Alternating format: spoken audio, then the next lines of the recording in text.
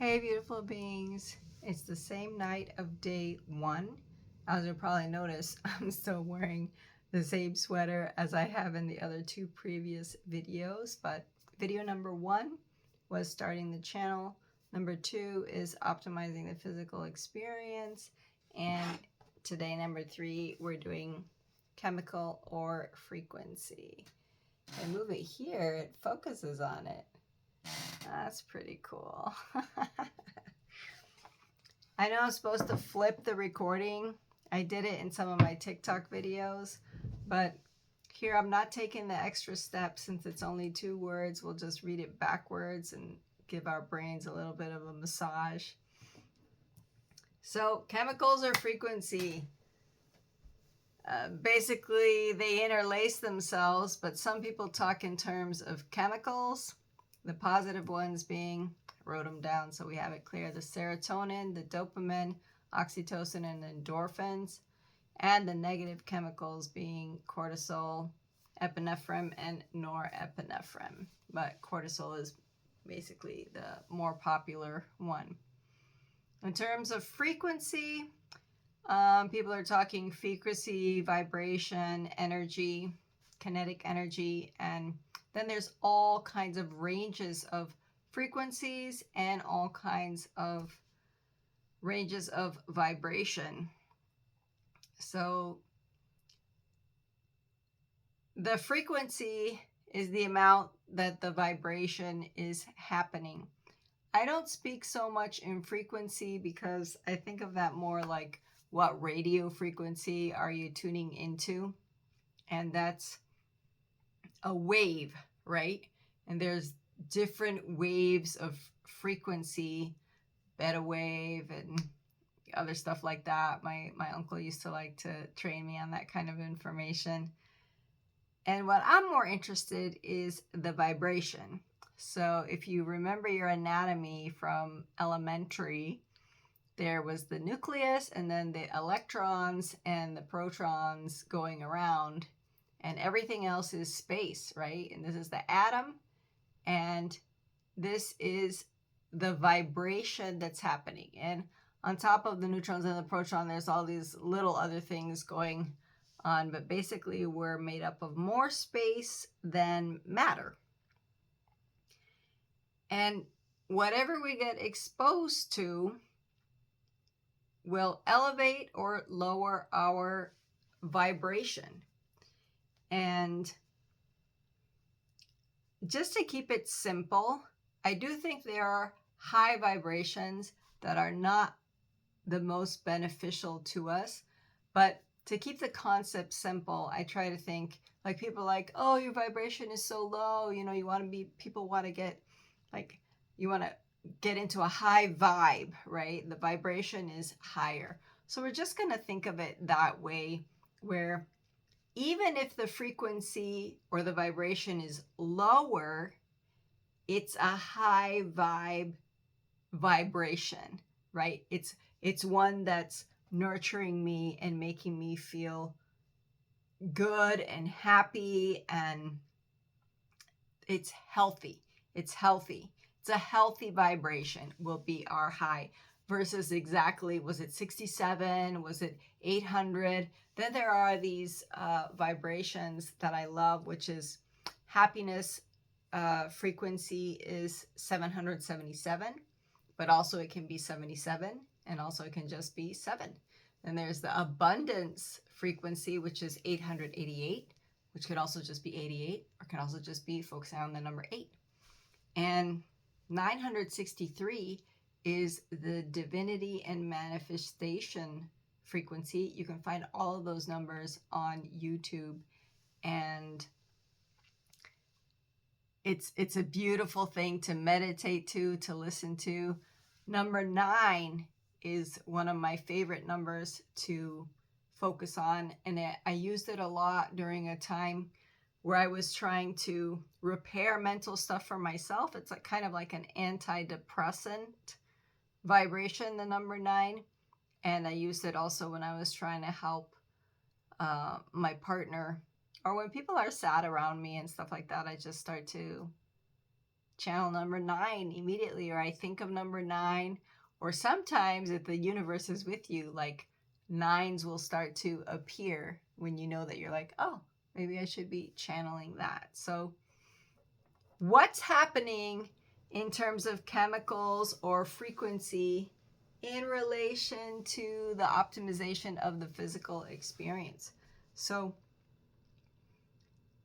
the whole phrase is stratosphere empowered well-being is optimizing the physical experience to sustain the invincibility of a thriving mind and soul. So we're in the part kind of discussing, well, how do you sustain invincibility? Like, first, invincibility is kind of huge, no? Because we're thinking healthy, and like invincibility is like a superhero word. But there is states of beings and there are frequencies that I feel lend to the sensation and the feeling of being invincible. It's not like you're thinking, oh, I'm invincible, no one can beat me. We're not in a battle, right? But there are those moments of when I have the grip on the pole, when I come in and there's like a full execution of the move and the trick, and then just like I nail it and the legs come out and then I point the toe and I'm in it. There is the chemical release causes a vibration and a frequency in my body of complete invincibility. I'm not thinking, oh, I'm perfect, oh, I'm aesthetic, oh, I'm aligned. No, that's the vibration I get.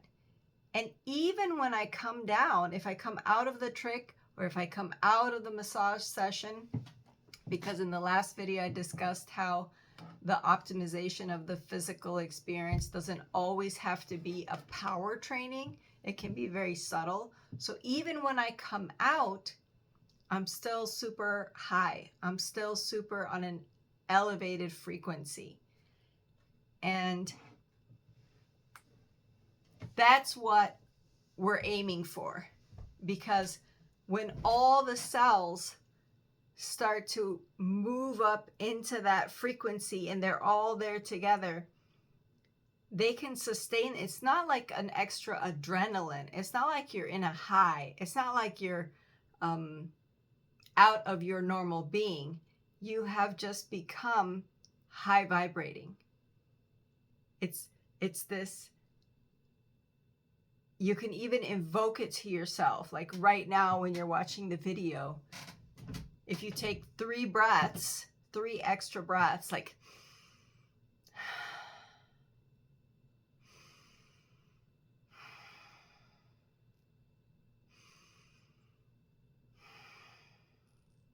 just notice the difference.